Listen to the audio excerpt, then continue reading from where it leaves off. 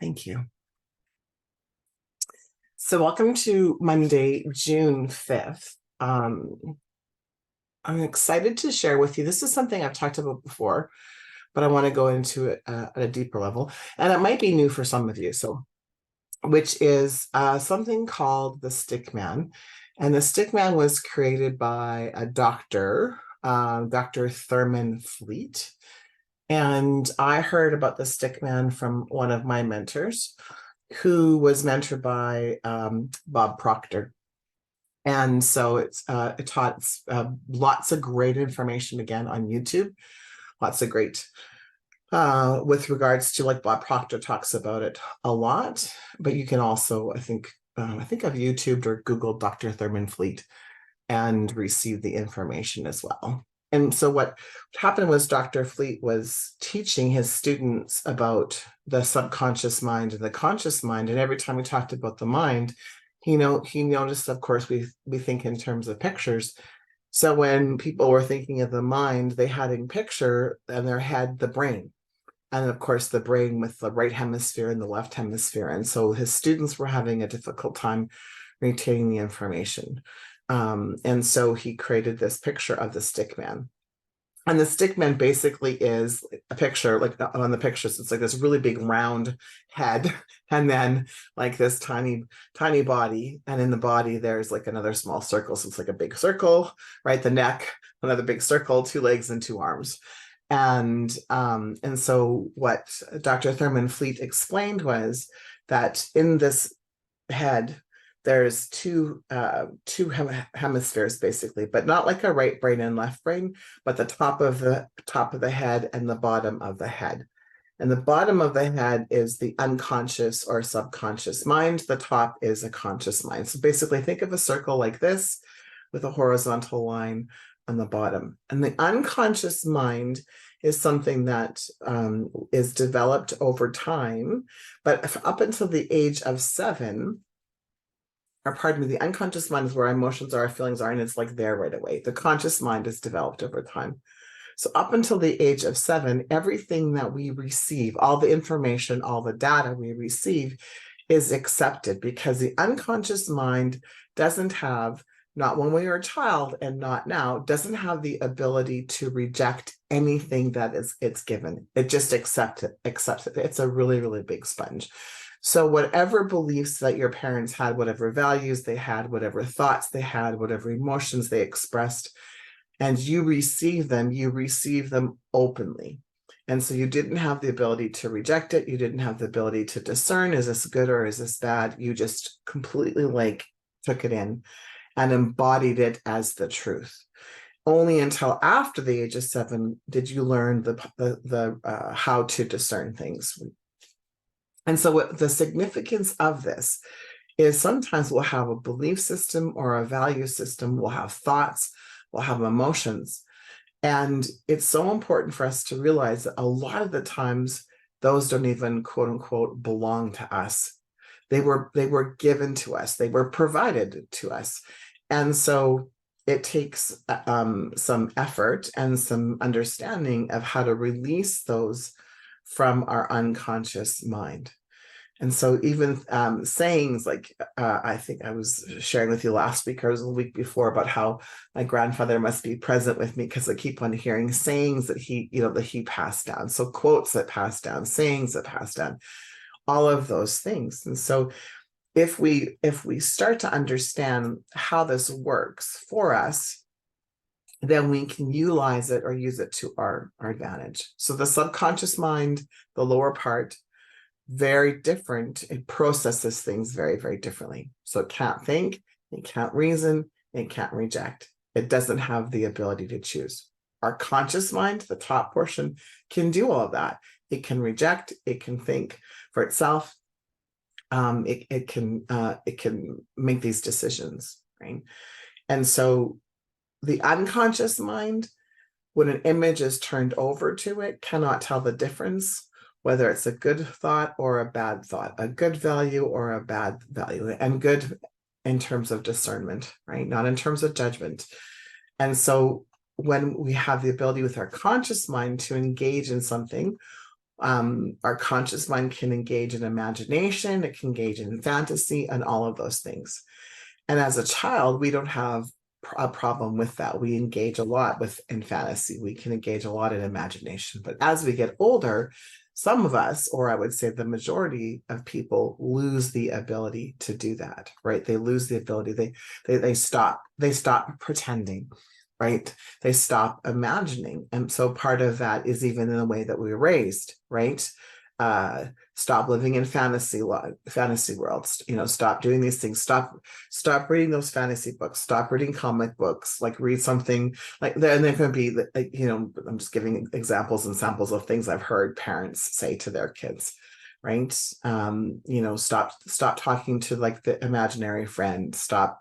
We're all constantly, a lot of us were bombarded as children to grow up and start using our logical mind, which is important, of course, but then a lot of us lost the ability, to access this imagination, this part. So at the time we're little kids, we can engage in our conscious mind. We can imagine things, and we'll fantasize by things. We'll create images, ideas, concepts, and even emotions that go along with those things or with our conscious mind.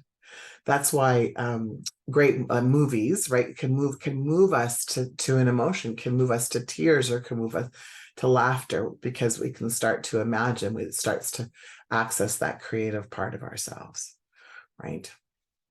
And so prior to age 7, just kind of bringing it back, everything, we just accepted everything. Just think of a cup, like it just accepts everything. And so that means that all the thoughts, all the images, all the experiences became fixed in our subconscious mind. And so what the challenge, challenge not necessarily in a bad way, but the challenge that we have now is, as adults, is to discern, is that really mine? Is that thought really mine? Is that belief really mine? Is that emotion really mine? Is that value really mine? Is that really what I believe, or was that passed on? Because these things all become fixed. And so when they become fixed, we like I said, we develop a belief, and we develop values, but we also develop habits. We develop habits based on the information that was given to us, right? So if, as a young person, I'll just use myself as an example, as a young person, we were told that we were great starters, but not great finishers, right? Then that becomes a belief that we could have, a value that we would have, whether that's, in terms of judgment or not, and a habit. If you're told enough times that you're, or you're given examples of that you're lazy, right? That you're a good starter or not a great finisher, or whatever your parents told you. And our parents aren't at fault. It's just our parents were just following what they learned from their parents, and et cetera, et cetera. And lots of times we were taught to use guilt and shame to alter or to have someone change their behavior, especially as kids, right? We want someone to behave a certain way. So what do? We guilt them, we shame them, we punish them. And I'm not saying punishment's not a great thing. I'm just saying, as a parent, when the different tools that we've used, because we learned it from our parents on how to alter someone's behavior. And so there might be a different way to alter someone's behavior. I'm not a psychologist, I'm not a behavioralist, so I wouldn't profess to know how to do that. With my kids, my experience was that I never liked to be told what to do when I was a child, so I did not tell my kids what to do. I've had conversations with my children at a very young age. And my children were great at negotiating, which most days I thought was really cool, until I just wanted them to do what I wanted them to do. And then it wasn't cool at all. I just wanted them to listen. Just listen to me, damn it. And so, but we're taught that, right, at this very young age, and it's based on that. So all of those things that we experienced, before we had a conscious mind that became fixed in the subconscious, and it began instantly to turn into our belief system, our value system, and our habit system. And so if you have a difficult time changing a habit or developing a new habit, it's not just as easy as, well, I'm just going to do a new thing. I'm just going to bring in a new action. As we know, we need to look at the belief behind that. We need to look at the value behind that habit. The habit is kind of like the behavior is the last thing. And so if we look at where we are in life right now and where we desire to be, what we actually need to look at is, what's the belief of where I am, and what could be will that belief serve me to where I want to be, right? What's the value that I have where I am, and will that value serve me to where I want to be? And what's the habit that I have right now, and will that habit serve me to where I want to be? And so, for example, if we were raised with using guilt or shame to change behavior, think about this. Every time you go to change behavior, what does your mind automatically go to do? It automatically goes to a place to make you feel guilty or shameful about what you're experiencing right now. It's a pattern of behavior. It's a neural pathway that's been created. Oh, if I feel shitty enough about myself, the concept is then I'll change. But that's actually not true. If we feel really shitty about ourselves, we have a lack of self-esteem, a lack of self-confidence, a lack of self-love, and then we just spiral. It often does not actually create the change that we need to be in order to do that. So some of the things that we need to release are the values around, or the concept or the thoughts or the meanings around our experiences, right? So for example, I have an aunt, Elaine. I had an aunt, Elaine. She's since passed on. And so she was very well read, meaning she loved to read. And she read everything. She read fiction and nonfiction and biography. She National Geographic, travel. Like, she just loved reading. And my grandfather, and this is kind of secondhand information, my grandfather did not respect who she was. My grandfather was a cowboy. He was a doer, right? And so he saw her reading and living in fantasy land as being lazy.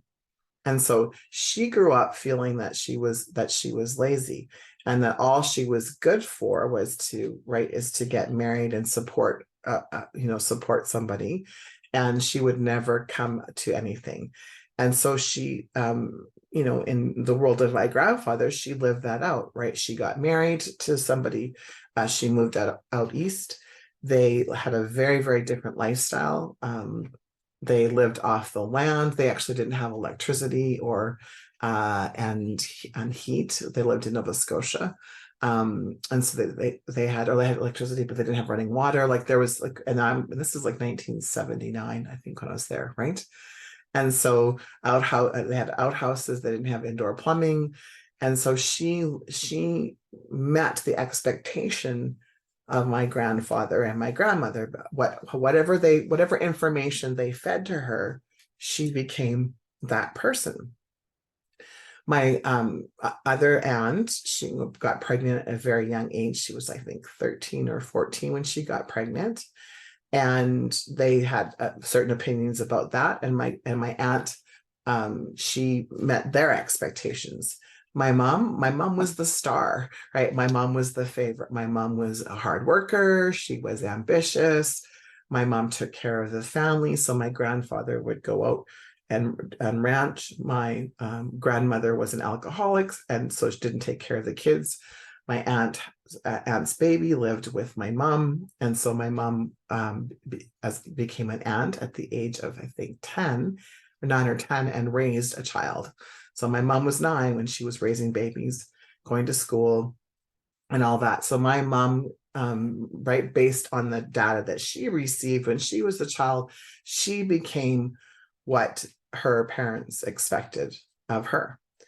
And so each one of those children same parents received different information, perceived it differently. So I might have received the same information, perceived it differently, and had completely different outcomes.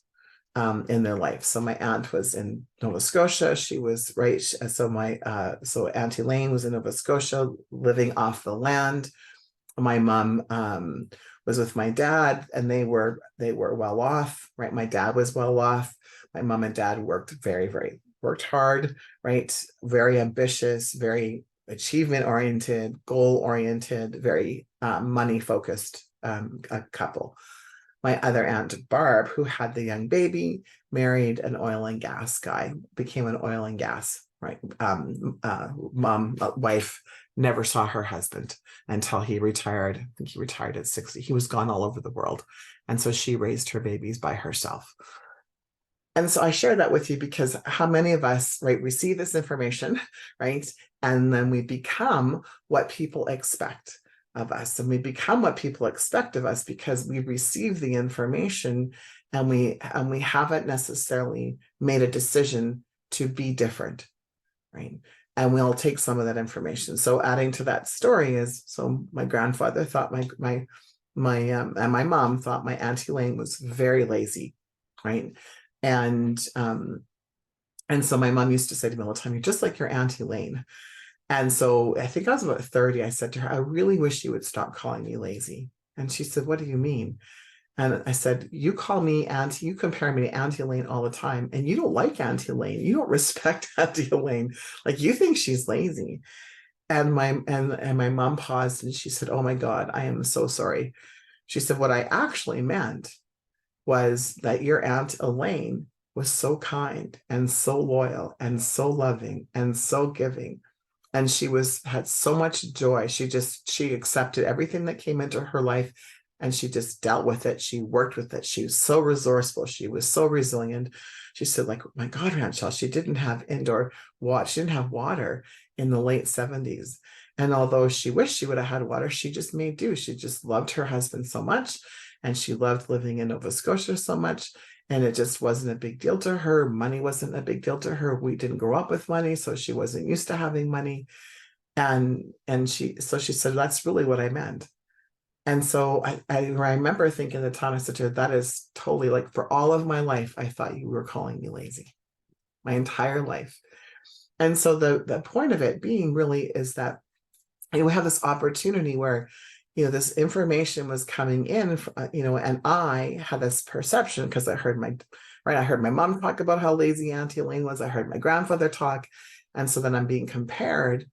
And because I didn't even consider asking my mom or saying something to my mom before the age of 30, "Hey, don't call me lazy," right?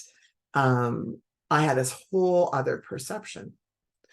And so when we think about this from how I'm explaining the psychology of it at an unconscious level, right, I just accepted all of that information and then I behaved as if. I behaved as if. And so if I took a day off, which I very rarely did, up until probably my 40s, because I didn't want to be perceived as being lazy. I always had more than one job because I wanted to be perceived as being ambitious, right? I also overspent money. So that's the other reason why I had more than one job, was that I spent more than what I made in one paycheck. And right. And so rather than adjusting my habit, and there's no judgment in this, just like rather than adjusting the habit of my spending habits, I'm like, oh, I'm ambitious. I'll just go get another part-time job, or I'll do a side hustle, or I'll do this. Now, neither one of those is right or wrong. But if you think about in your life, you think about all of the data that you received as a child, how much of that are you still living from, right? How much of that are you still living in? And could they have been wrong? Could they be incorrect? And what can be really difficult is that a lot of children put their parents and unknowingly put their parents on a pedestal, in the sense of they knew better. Even if we know that they didn't know better, there is an unconscious part of us that believes that our parents, we can't go against the grain, right? And so for some of that means we can't outsmart our parents, means we can't be smarter than our parents, whether that's emotional intelligence or like IQ intelligence. For some of it can be, oh, I couldn't be more successful than my parents because, and then we would have a story around that, right? Or I have to work really, really hard. I have to work long hours. I have to do this. I have to do that because of my parents. And again, going into that thing. And it's all at this unconscious level. So if you find yourself in a place where you're here and you want to be there, and your behavior is it needs to be altered, needs to be changed, and you're having a difficult time developing different habits or new habits, I'm going to go back to what belief do you have around that? And there's so many layers to it. There's all of those things, right? And so what beliefs no longer serve you, right?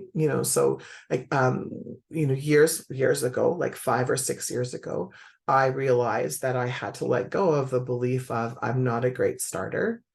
I'm a great starter, but not a great finisher. I needed to let that go. There was evidence, to support that for the longest time, but I also needed to let go of the judgment of that. And I accepted it. Okay, if I'm a great starter and not a great finisher, then what business should I have? I remember saying that when I decided to open the sales and marketing agency. If I'm a great starter and I'm not a great finisher, what business should I have? And the original idea behind doing the business, actually it was a business consulting, was to go in and find businesses that were not doing well, to either partner with them, affiliate with them, consult with them, until I could turn it around, because I have this ability to turn businesses around. So I could turn the business around and then get out of Dodge. So it was like, I'm going to get in there. I'm going to do my thing, right? I'm going to be the hero, and then I'm going to get out. And so that's how that started, based on this belief that I had at that time that I'm a great starter, but not a great finisher. Now, over time, and as I've shared with all of you before, what I realized is I am a good finisher, but my finishing job looks much different than my parents. And so it wasn't that I wasn't a good finisher. So what values do you have, or beliefs do you have about yourself, your situation, your beliefs, like your parents, your grandparents, that you're holding on to that no longer serve you, right? And so because you'll know, because they don't feel good. You'll know because they don't feel, it didn't feel good for me to think about I wasn't a great finisher. It made me feel sad. It made me feel sad to think that I was perceived as lazy. And the truth is, there's a part of me that is really lazy, right? And part of that is, it's okay to take time off. It's okay to sit and do nothing. Although sometimes my brains don't allow me to do that because of my neurodivergent brain doesn't quiet very often, right? In order for me to quiet my brain, I actually need to do nothing. I need to sit and veg. I might watch TV, like background noise, like a hum, like that white noise, to allow my mind to quiet. Right? It's and how much outside pressure do we have? Yesterday, after the summit, I spent most of the day upstairs in bed, right? I put my pajamas, I had pajamas on. I didn't even get out of my pajamas, I think, till 4 o'clock and 3 o'clock in the afternoon. When we went out, Rob and I went out to Sylvan Lake and sat in a deck and had a glass of wine together. And so, but it was really cute because he came home at 2 and he's like, why are you inside? You should be outside. That's beautiful outside. You need to be out in the sun. You need to do this, you need to do that. And he's doing that because he cares for me. He loves me. He knows that I enjoy being out on the deck. I enjoy the sun. I require more vitamin D, right? So from a health perspective, from an immune building perspective, all of that was true. And he was doing that because he's cares about me. He loves me. He wants me to be healthy. And all I wanted to do was nothing. And I had to work. It's less work now, but I found myself being a little defensive, like, for fuck's sakes, I just want to relax, right? And so if I become defensive, if you become defensive, if it's a trigger, right? It's a trigger that means that there's some sort of core wound and core fear, kind of being triggered. And I said to him, oh my goodness, I paused. I said, you know what? I so much appreciate that you love me so much and that you want to care for me and that you're encouraging me to go outside. And all I really want to do is nothing. All I really want to do is nothing. And for him, that's not doing nothing.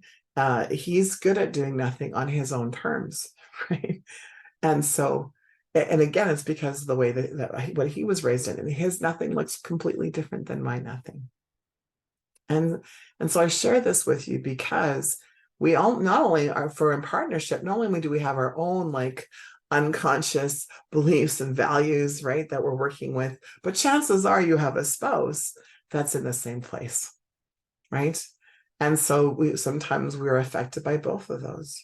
But going back to, we are experiencing these things over and over and over again.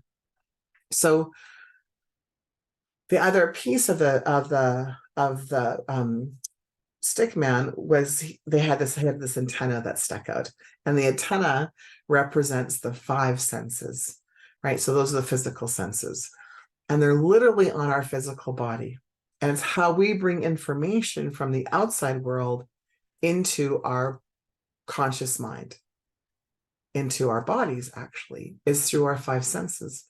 But the five senses can be an illusion, right? The five senses, we see them, we bring them in through our conscious thoughts, but through the five senses and through this illusion, we see perception.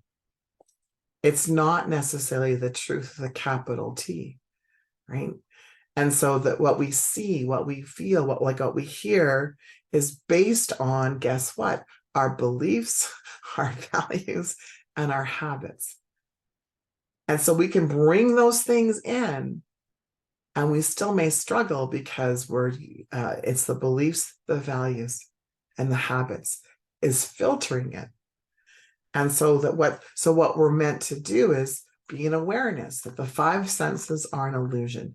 Just because I see something, or just because I hear something, or smell something, or taste something, anything, doesn't mean it's the truth, right? Doesn't mean that it's the truth. And I'll give you a very controversial example of that. And this was years ago on Facebook. There, and some of you may remember this, there was a video of a young man, and they were at a I think not a protest necessarily, but right, I'll use the word protest, that might not be the correct word, of a young man standing and right in front of a First Nations. And the First Nations, I think was, if I remember correctly, was beating his drum, and the young man had this like really kind of cocky grin on his face. And the media, you remember that, Anne? The media ran away with it, and they berated the young man, and they just did this whole, and actually there's been millions or billions of dollars where this young man has won, because the media ran away with an untrue story. They captured like 60 seconds of a 60-minute or 2-hour protest. And so what happened was, this young man was there with his school on pro-life. I think he was there for pro-life. He was wearing a red hat, nothing to do with any political statement at all. Red hat. He was from Wisconsin or Minnesota or something like that. And so they were having this, not even an altercation, but he was standing there, and the First Nations came up to him and started beating his drum. The young man was there with his school and actually had the right to be there, meaning they purchased the license, and that's not the right word either, to be there, right? And the other group didn't. And so when this happened, everyone, like all of my friends, were like making really rude comments about this young man. And I said to everyone, we have no idea what's actually happened here. We're seeing like a 45-second clip, and they were calling him cocky because he had this smirk. And in the end, when you watch the whole thing, this young 17, I think he was 17 at the time. He said, I just kept on thinking to myself that I was there for a purpose and that God wanted me there. And all I could do was smile. I was so afraid. All I could do was smile, but I knew that my faith had my back. Something like that. I'm paraphrasing, of course. And the story came out differently. Now I'm using this as an example because sometimes when we have a perception of something, we're perceiving it from the place of the unconscious, our unconscious self. We're always perceiving it from, and we're perceiving it with that particular lens. It's an illusion. It's not the truth. We're not seeing the whole entire thing. And so part of our journey is to like look at the big picture, right? Look at the big picture of everything, and realize that everything is this illusion. And if we want things to change, right, we need to then look at things differently, right? The things that look at change, the things that change, oh my goodness, let me try that again, right? Is that when we want this change, we just need to perceive it differently, right? And so what perceptions do you need to let go of? What is no longer serving you? Right? What new belief could serve you? You know, I'll give an example. Is so many of us as entrepreneurs believe that we will take care of our health, right? We'll exercise, we'll meditate, we'll do movement, we'll journal, we'll take time off, we'll enjoy life when the work is done. But we're entrepreneurs and the work is never done. This has been one of my biggest hurdles, truthfully, right?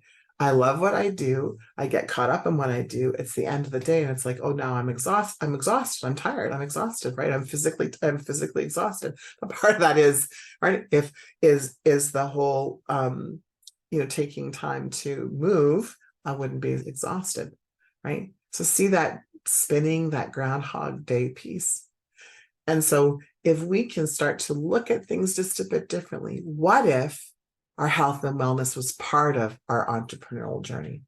What if it wasn't set aside? What if it wasn't something that we would do when we had time, right? We're so focused on creating revenue. A lot of us, not everyone, is so focused on the money part, right? But the money isn't, the money is the effect, it's not the cause, right? So let me tie this back in real quick and then we'll end for the day and we'll continue tomorrow. So for things that are part of our experience, when that image or that information is fed into our conscious mind, instantaneously at light speed, this happens. Our subconscious mind tells us several different things about this image. So just like this, the story about the young boy, right, at the protest. It will tell us what the image is. Well, this is the image, and it will say it's something safe or is it a threat? And it will tell us what to do with the image, right? And so our subconscious mind is there for so many reasons, but part of its role is to keep us safe and secure. So if we're wanting to change, that can be difficult because that doesn't feel safe or secure to our unconscious mind nor to our ego, right? And so that's why it's difficult to change. It's not that you're not good. It's not that you can't figure this shit out, right? And what's really cool is when the change happens, the transformation happens, it does feel instantaneous. It truly does feel like a miracle. It's kind of like you whittle away at it, right? You whittle away, and then it's like this aha moment. And sometimes it might come back. So it's never, it's not a, but it comes back differently. It comes back differently. And we're in awareness quicker. All right. We're going to continue this conversation tomorrow. There's some really cool things that I want to share about that. If you're up for it today, I would encourage you to think about, to go back and we've done this before, but I'm being guided to share this again, to go and look at what are your values that are supporting you and what are the values that you have that are hindering you, right? What are the values that you have that are hindering you or supporting you? What are the beliefs that you have that are supporting you, or the beliefs that you have that are hindering you? Right? Those are the two really, really important things. In order for transformation to happen, we really need to look at what's supporting us and what's not supporting us. Right. And so then, because then we can go in and we can create the necessary change by deciding who it is that we need to be in order to create the new belief and create the new habit, create a new value system.